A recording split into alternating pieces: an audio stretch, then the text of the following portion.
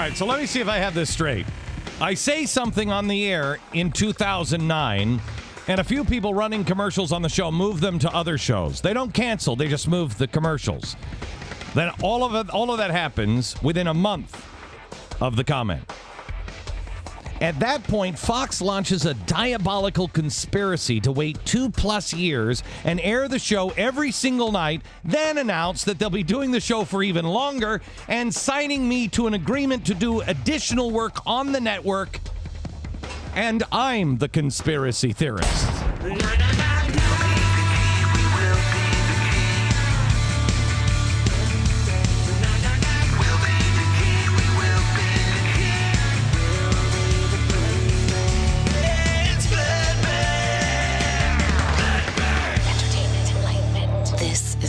Beck program.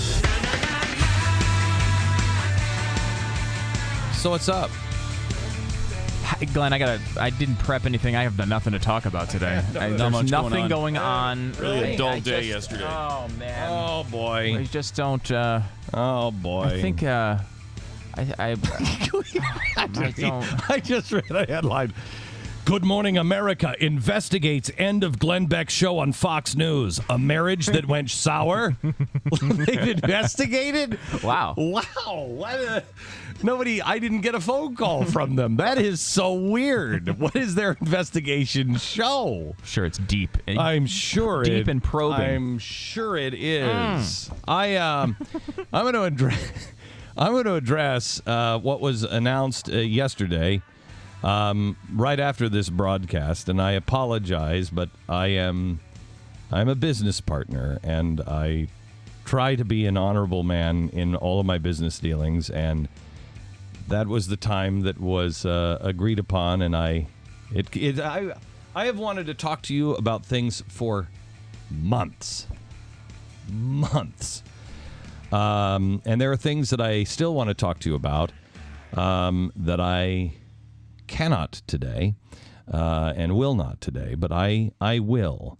I'm not a really good secret keeper. I would like some kudos, please. I would like some kudos. So that because you did what you were supposed to do once? Wow. No. Congratulations. Kudos. You've accomplished a task you were required to do one time. Woo! Yeah. Really? Wow. This is where he's going? Impressive. This is where he's going. Impressive, Really? Glenn. I think it's wrong, Glenn. I think I'm with you. It's wrong. Here is the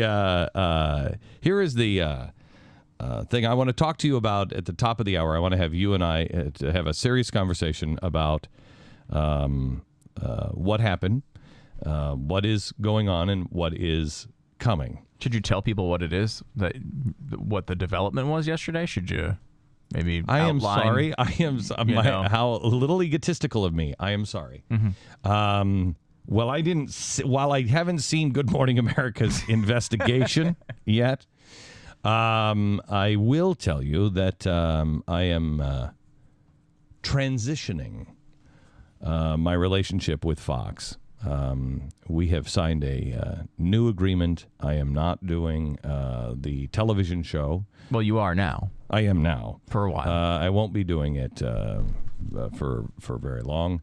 And then I am going to be doing some specials and some development work on some other things. But that is one piece of what I have to talk to you about in the coming days and weeks. And I just would like to say this. Two things. One, somebody said, what are your fans going to think? And I said, what are my fans going to? I don't think anybody's going to be shocked by this, are they? I apologize if I did shock you. I walked out of the studio yesterday, and the boys left the fourth hour, and everybody was called into the office at 12 o'clock for a meeting, and I had to announce to the staff what was going on. Nobody on my staff was surprised at all, and because mainly because I've had them working on other projects since September. And they have been like, Glenn, we really are a little tired right now. Do we have to have this meeting right now? Yeah, because we kind of seem to have the regular jobs, too. You just seem to pile that on top. I know. So, but as I was walking out of the studio yesterday, I said, what percentage of the audience do you think is going to be surprised by this? And Pat said, I think a good number will be. I learned early on, I must have been about 14 years old when I was fired, three jobs in one day. And by 3 different employers, it was a bad day. But anyway, only one of them was I surprised. And I remember learning later from a manager who I really respected. He said, no one should ever be surprised when they're fired. No one ever should be surprised. And I always thought that was good. And so I'm surprised. I'm sorry if I surprised you yesterday. I just assumed that you hear me when I say things like, for the last year, prepare for a time when I will not be there to connect all of these dots for you. When I tell you that there are other things that I am working on and doing. There's only so many hours in the day. When you talk about moving to other states where you couldn't do Fox News. Yeah. I don't know what you're talking about. I mean, there's... What are you talking about that? I don't. This is just pause. No. If I were... I don't know this is that. a good example. Oh, is it? If I were... Is this a good example? This is a good one. Yes, you're saying this one's a good example. I just want to remind you real quickly that you praised yourself just moments ago for being able to keep such secrets. I can. If I were... Just to play this out for me. Okay. Thank you for reminding me of this. Yeah, thank you, Pat. Thank you for that. Happy to do it. Thank Happy you, to do it, Pat. Stu. Thank you. Happy. There are some... I won't get into it. If, Stu, as an example. Yeah, as an example. If I were to announce today that I was going to move to Texas, would you be surprised? I would not, no. Why? Because that's you. You talk about it on the air. You blurt it out all the time. You say you love Texas all the time. But I've never said... And it's within your... I've never said that I was going to move to Texas. No, well, no. Right. You have not. But it's consistent with your belief system. There you and, go. Yeah.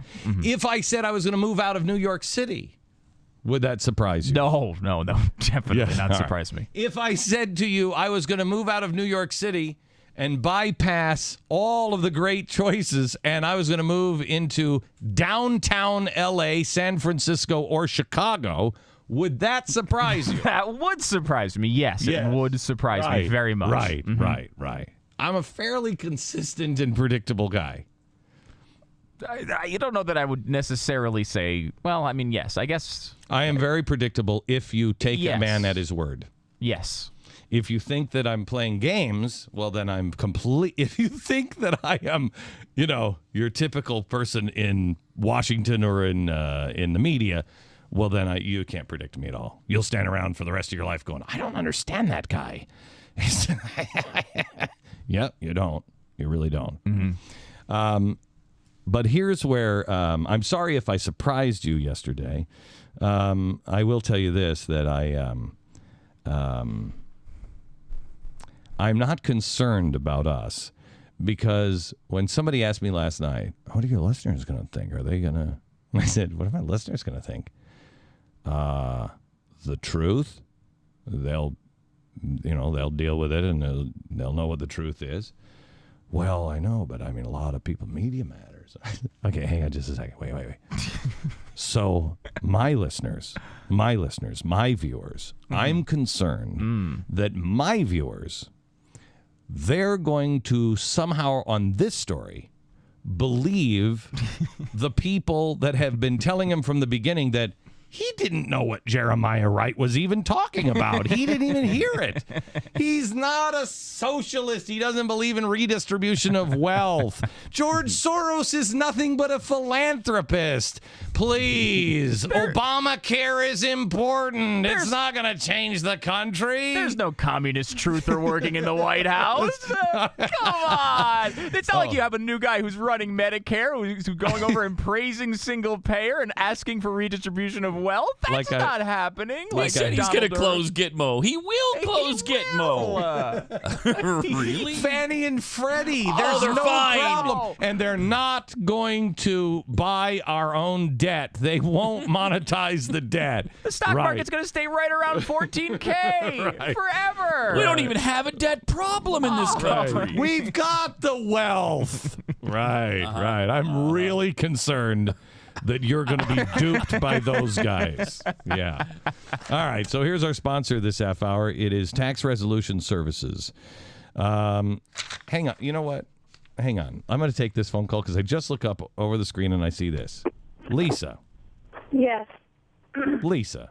Yes. What did we just say on the air? Go ahead. Tell your story. I'm just calling because I'm frantic about this and I can't stand it and what's going on and what are you doing and I listen to you every day when I'm working at my desk and you keep me honest and you make me brave and I don't know what I'm going to do without the TV show. And you're going to be on the radio? Are you going to still be on the radio? Yes. Okay, hang on just a second. Lisa, I want you to listen at 10 o'clock, okay? Okay. I want you to listen at the top of next hour. Okay. And I also want you to answer this question now. Okay. Do you trust me? Yes. Okay. Do you think that I have been able to see over the horizon on the events that may be coming? Yes. Do you think there's a chance that I could be as accurate as I am and seeing the events as they come over the horizon and yet completely oblivious to any kind of trouble in my own business or in my own life? No, I doubt that. Okay. So why don't you trust me on when I said 5 years ago I was going to CNN and people were like, "What? He's selling out. You're out of your mind. He's been co-opted. He's on the wrong side." And I went to CNN and I said, "Please trust me. Please trust me. Am I a moron?" When I left CNN and I couldn't tell anybody where I was going, everybody was like, "Well, you can't." All the people who were fighting me, telling me that the economy was not going to take a nosedive. Now, you're not going to be on CNN. Yeah. Trust me. Okay, I get it. Trust me. Just trust me. Okay. Okay. And the other thing I hate is that all the moonbats out there on CNN and CSNBC are saying, "We won and we're getting that dangerous guy off the air." And you know what? And Lisa, they're right. They're right. Oh. No, they're right. Mm-hmm. They have. Yep. No, they're right. They are. They're so right. Please they don't don't diminish their effort here. They have done it. And Lisa, just know that they are so right. They have done their job, and they have destroyed me, and there's nothing left. It's all over. And they should move on because there's nothing left. You'll know this by listening to the radio, but he has sad puppy eyes I now. Very sad. It's very, very sad. all right, Lisa. I feel better. Let them have. feel better. Thank you. You can go to commercial now. All right. Let them have that, and let me just tell you something. Liberal left. Let me make a prediction. I need the prediction sounder. Uh-oh. Give the prediction sounder. Can we do the commercial first? You were already now 3 Whose minutes. show is this? And now, time for Glenn Apparently Beck's yours. Amazing Predictions Update. 1 year from now. Write this down on your prediction calendars, too. 1 year from now, you on the left will be crapping yourself so much. You haven't crapped in your pants as much as you will in a year from now as you did since you were a child. Maybe more. You'll be making more. You'll crap yourself more than when you were a baby. And you will find Jesus. You will suddenly find religion, and you will be kneeling at some altar, lighting candles every day, praying to Jesus that Glenn Beck would please just do 5 o'clock on the Fox News channel. There's my prediction. All right.